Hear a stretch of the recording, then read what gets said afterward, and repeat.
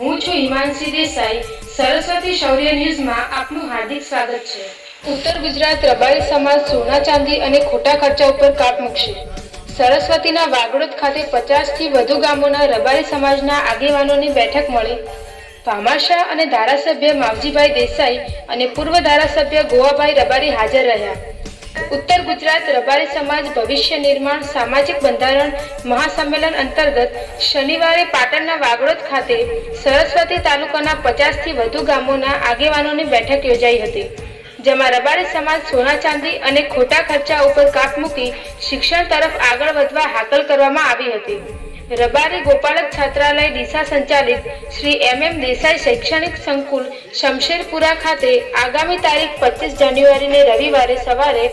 ઉત્તર ગુજરાત રબારી સમાજ ભવિષ્ય નિર્માણ સામાજિક બંધારણ મહાસંમેલન યોજાનાર છે,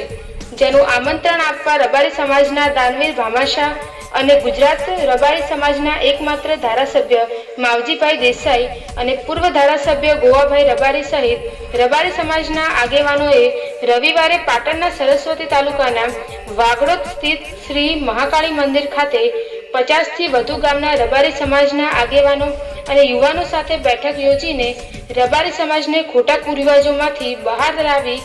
કુરિવાજો પાછળ થતા ખર્ચાને અટકાવી શિક્ષણ તરફ આગળ વધવા માટે હાકલ કરવામાં આવી હતી.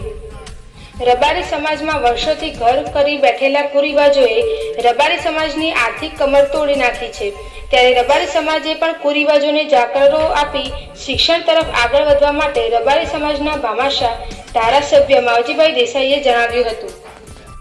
સમગ્ર સમાલ પરગણાના મોટા ભાગના બધા જ ગામડાના આગેવાનોની વચ્ચે રબારી સમાજ માટે ખૂબ ચિંતન અને ખૂબ મનન કે રબારી સમાજ કઈ રીતે આગળ વધી શકે અને એના માટે શું પ્રશ્નો છે અને સમાજનો વિકાસ કરવા માટે કઈ દિશાની જરૂર છે એ ખૂબ ચિંતન કર્યા પછી એનામાં સર્વસામાન્ય બધે લાગતું વળગતું હોય તો એ શિક્ષણ છે. શિક્ષણથી કોઈ પણ સમાજનું શક્ય છે વિકાસ. ત્યારે શિક્ષણના કામને વેગ અપાવવા માટે જે રબારી સમાજની અંદર કુરિવાજો ઘર કરી ગયા છે, ખૂબ ખોટા ખર્ચા કરી અને કેટલાય રબારી સમાજના પરિવારો આર્થિક રીતે ખૂબ બેહાલ પરિસ્થિતિની અંદર ખૂબ દેખાદેખી એકબીજાનો દેખાડો કરવો અને આ બધી સમસ્યાઓના કારણે બંધારણના નિયમોના કારણે કરી અને અનેક પ્રકારની વિટંબણાઓમાંથી બહાર લાવવા માટે હું ગોવાભાઈ, નરસિંહભાઈ, ડીકે સૌ સન્માનીય ઘણા બધા સમાજના આગેવાનો સતત 1-2 વર્ષથી ચિંતા કરતા હતા કે સમાજનું બંધારણ કંઈક એ દિશાની અંદર કરીએ કે રબારી સમાજ આર્થિક રીતે પાયમાલ થતો બચે, સુખી અને સમૃદ્ધ થાય અને સમાજ સમૃદ્ધ થશે તો આજે નવયુવાનો આવનારી પેઢી છે એ પેઢી શિક્ષણ લઈ શકે એ માટે કરી અને સમાજનું બંધારણ ઘડવું એના